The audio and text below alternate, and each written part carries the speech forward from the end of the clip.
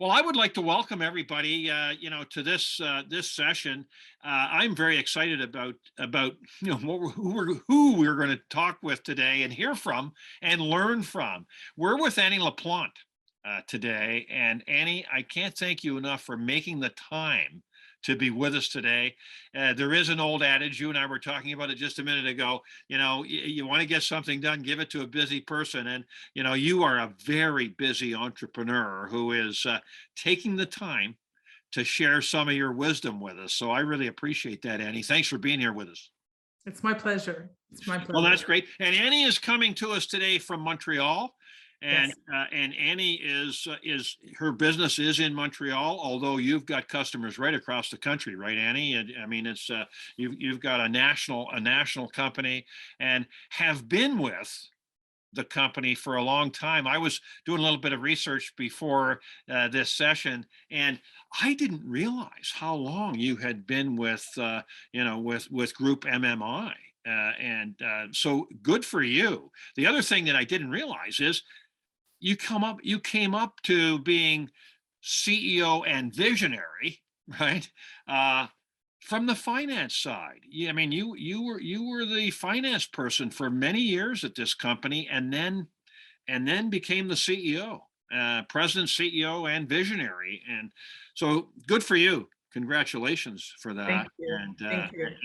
And the other thing that I just want to mention to everybody listening, watching, that you and I have gotten to know each other a little bit over the last couple of years, but even more in the last few months. We had a very good friend, someone who was so valuable to both of us, a mentor to both of us, Annie, Terry Landry, who uh, thought so highly of you, and I remember some things that he talked about your values, your vision. I mean, I introduced you as a visionary, but you are a visionary. The values, and integrity, respect, quality, and loyalty is something that are the values of your company, aren't they? And the values of you. I know you're an avid business reader, business books. Every time you and I are together, we're sharing business books or quotes or articles. I mean, you are truly a student of the great game of business. And I asked you what you love to do when you're not running your company, and you mentioned that one of the things you love to do is to mentor teenagers and spend time with teenagers, because it was so important to you to have mentors when you were at that age. It's a tough transition, isn't it? And it's a challenging time. And so one of the things that you mentioned that you get a lot of joy from is working with teens and being there for them, being there for them during those times that are just so critical. And I enjoy their company as well. They're very refreshing. They're very candid and honest. And it's so nice to see when you believe in them, how they blossom and grow. So a lot of times, especially during teenage years, that's when your limiting beliefs come in. So if you can just eliminate them and they see their potential, it's really enjoyable to see how they grow from that, to have that mindset. Well, good for you for doing that, Annie. And how true is that? The limiting beliefs. I mean, we can all have limiting beliefs. So to have someone in our lives, and I know Terry was good at that. Terry was good at that in terms of, I mean, he wouldn't let any beliefs limit us. He felt. I heard you use the phrase the other day, and it's a John Maxwell phrase, and I thought, wow, that's a good one. Law of the lid, eh? Law of the lid. And in some ways, a limiting belief can be a lid, can it? I mean, isn't that one of the things that John kind of meant in that with the law of the lid?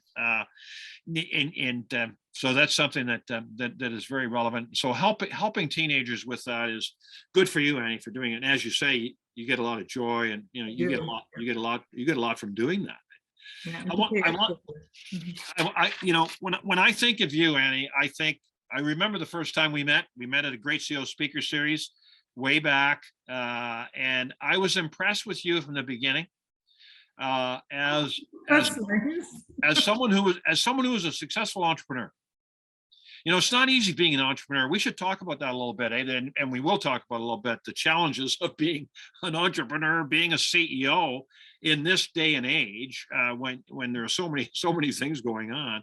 But I just I wanted to just go back to Terry for a second, and a couple of things that he mentioned to me about you.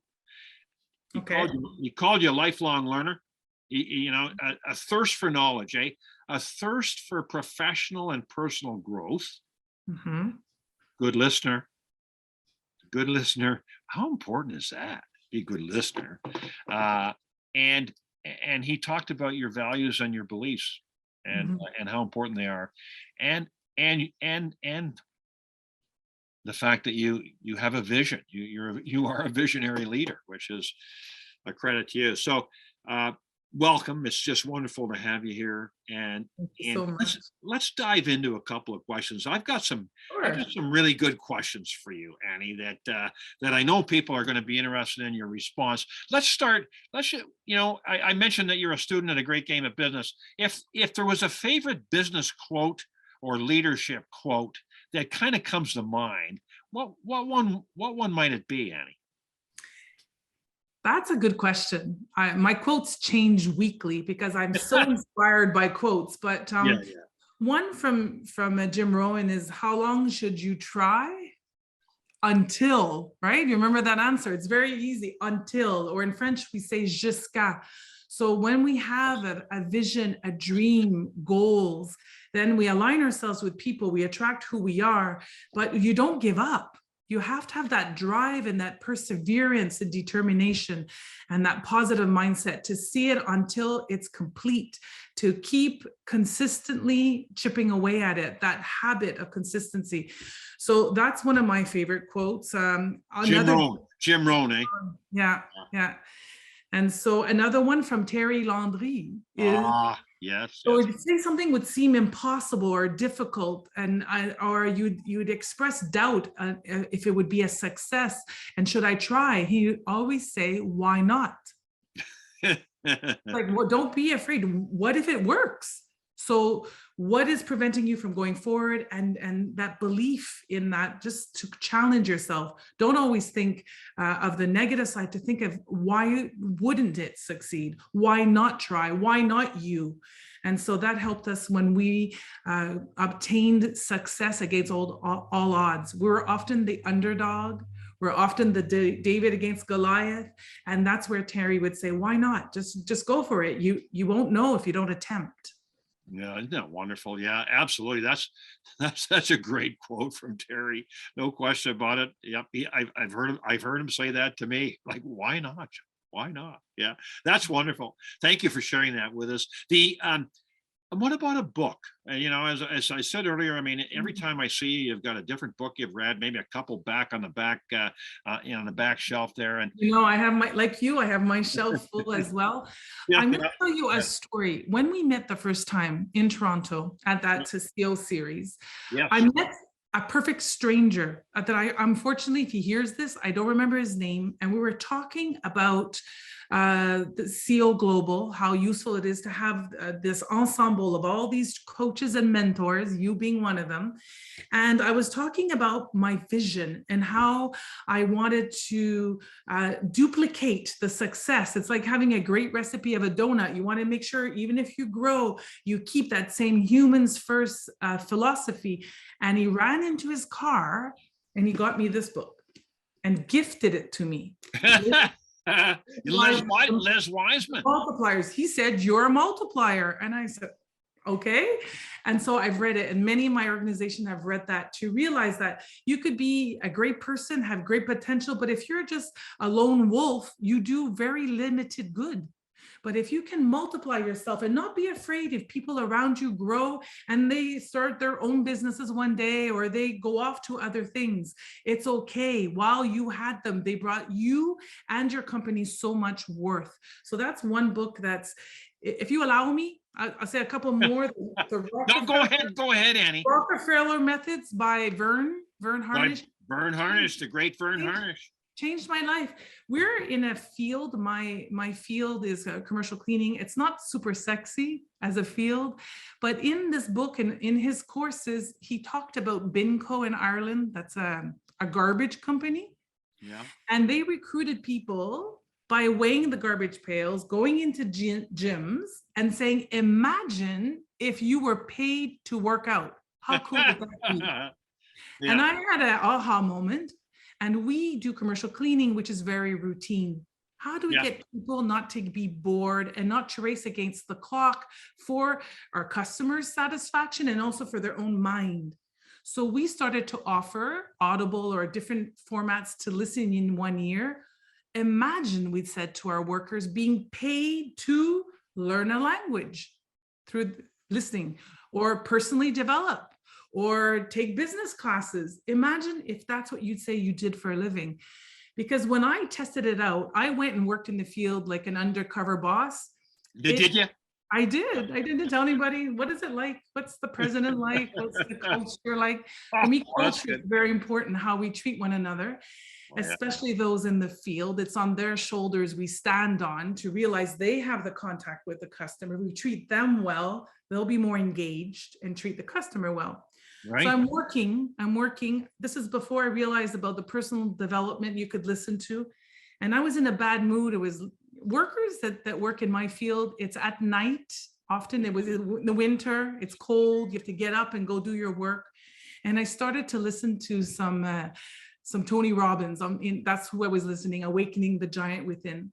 At the end of the session, I was listening. I was looking for corners to clean. And I said, I'm onto something.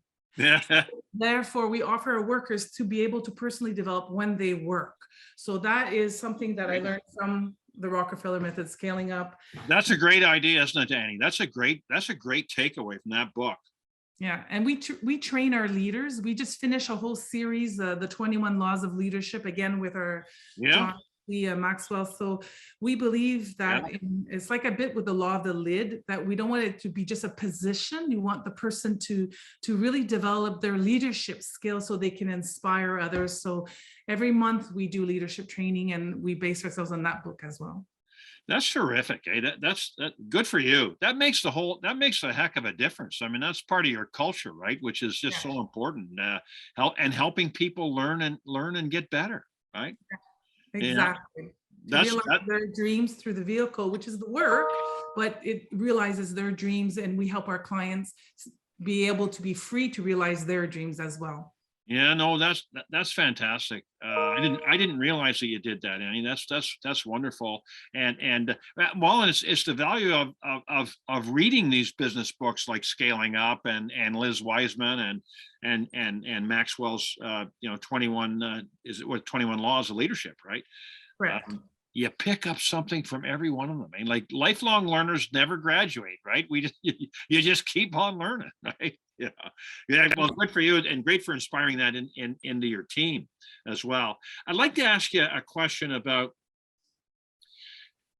what is keeping CEOs up at night. I mean, you're tapped in to other CEOs. You're running your own business.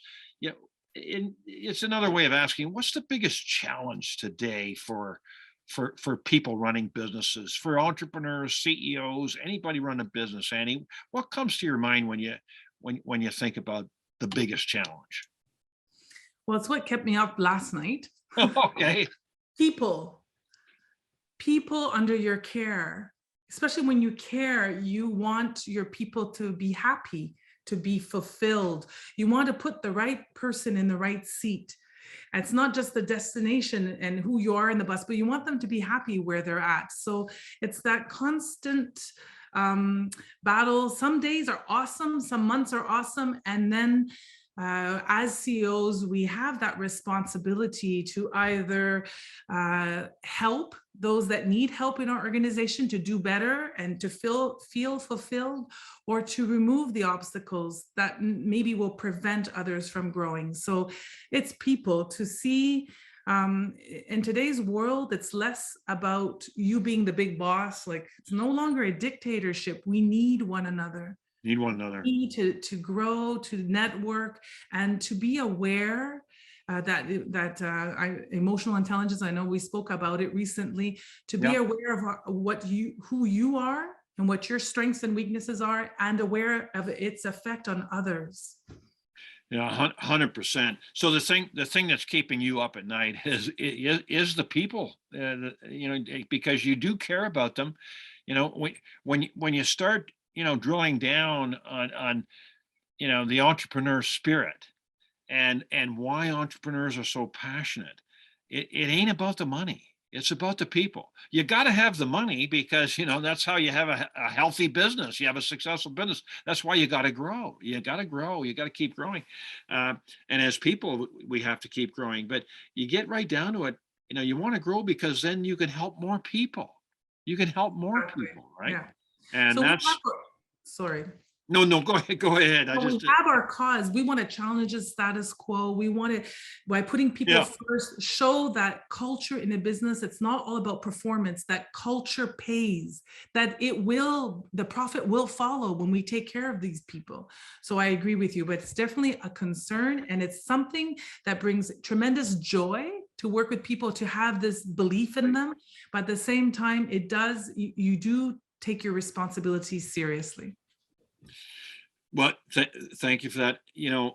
I love the way you use the word joy. I remember being at a CEO meeting number of years ago, like it's got to be 15 years ago anyway.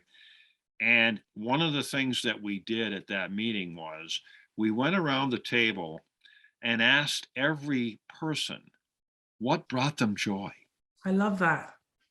I Like, love that. what brings you joy? Mhm. And boy, because that's just so important, isn't it, Annie? And with COVID and everything, I mean, you can kind of lose track of stuff, But what brings you joy? Spend more of your time on that, right? Like what brings you joy. And when you can find,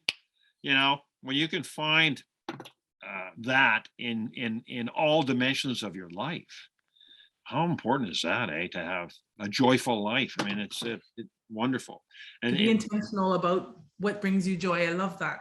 yeah, yeah, no, for sure. Now, I'm going to ask you a question. It's a tricky question in a way because there's so many answers to this question, but I'd be interested in knowing for you as a very successful entrepreneur, CEO, it if you had to pick three qualities that were, either the top three or here's three real important qualities for a CEO, uh, what would they be, Annie? I mean, and I would imagine some of them have to do with people, but I'd be very interested in hearing, what your thoughts are around, what are kind of the top three qualities of a CEO? That's a very good question. The book that I was perusing recently, again, Oh yes, Marilyn Gist.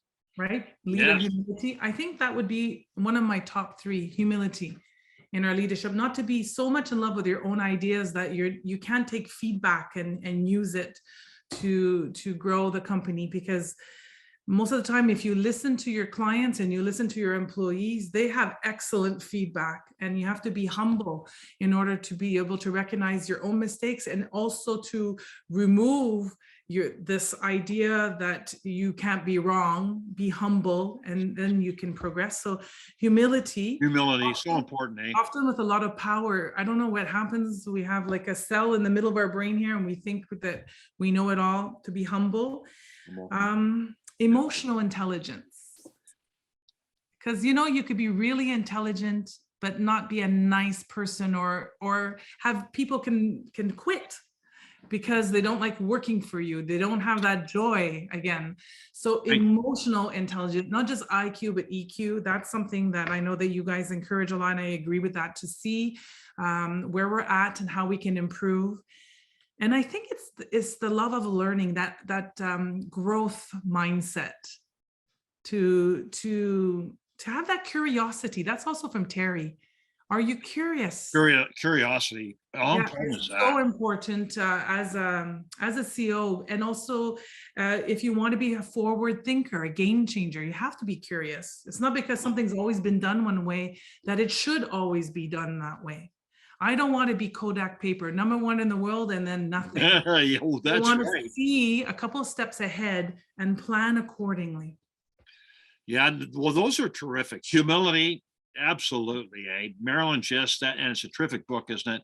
Uh, Humility, emotional intelligence, and humility is part of that, isn't it? I mean, uh, emotional intelligence 5 times more important than IQ for anybody leading a business, for anybody leading period, right? Leading people, um, love of learning, 100%.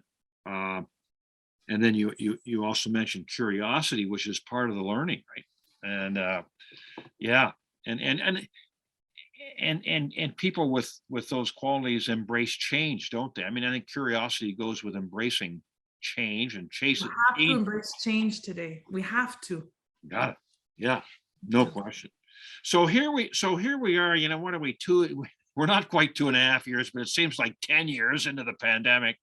Um, are there qualities today for a CEO entrepreneur coming out of COVID? Let's assume we're somewhere coming out of COVID, or you know, are there certain qualities that are even more important now than ever before that would be different than, say, the ones you've just mentioned? Because I think those are all still really important.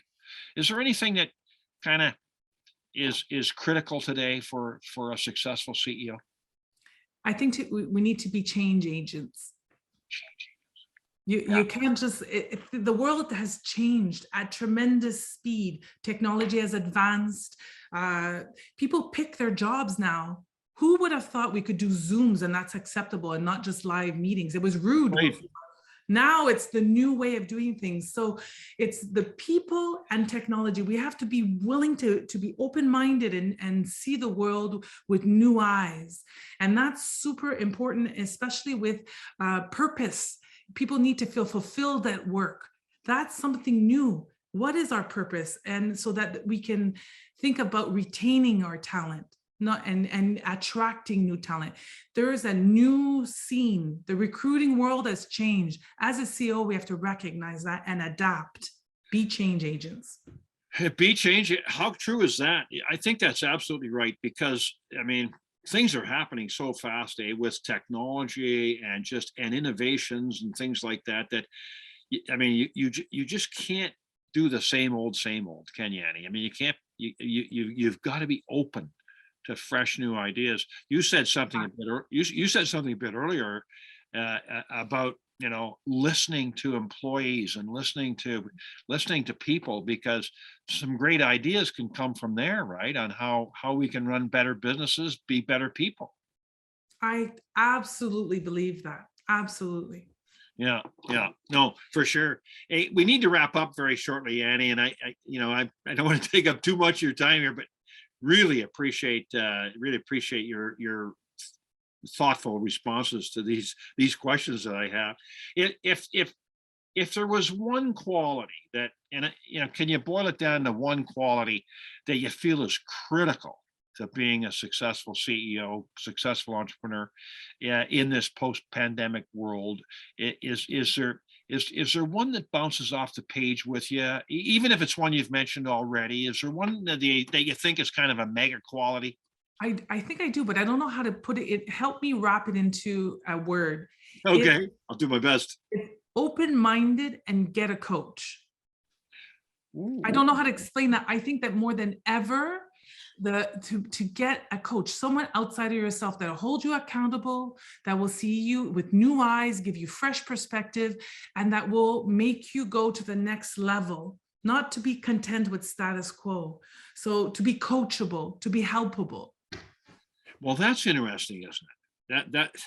That's an excellent one, because and it's a valuable thing on a number of levels, isn't it? I mean, we need someone to talk with about stuff that we, as CEOs, they talk about being lonely at the top, right? I mean, they say that for a reason, and it is, right? It is a lonely place, and to have someone that you really admire, you trust, and to be able to talk in a confidential manner about the biggest stuff, I mean, the best CEOs have got coaches, haven't they? The best, I mean, I'm not saying Steve Jobs was the best CEO, but he was a bright, highly successful person.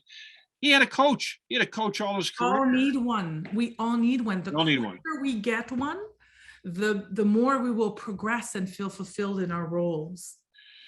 Yeah, that's a very great point. It's an excellent point to kind of wrap up with, Annie. And yeah, it's a wonderful takeaway, because the value of having someone to talk with and to check your backswing, eh?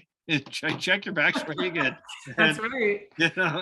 and to tell you the truth, eh? Like, we mentioned Terry. Boy, there's a guy that loved us and told us the truth, eh? Yes. And because he cared about us enough to do so, right? Yeah, and having someone like that in our lives is just invaluable, just tremendously valuable. Annie, I can't thank you enough. We're going to have to wrap up because time marches on. Time waits for no one. But this has been extremely valuable for me, and I'm sure for everybody that's tuning in, listening.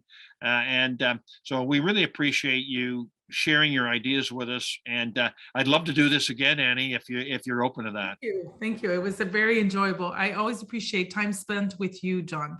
It's always, I learn as well. Thank you so much. Well, thank you very much. Take care, everybody. This meeting is adjourned. Take care. Bye now.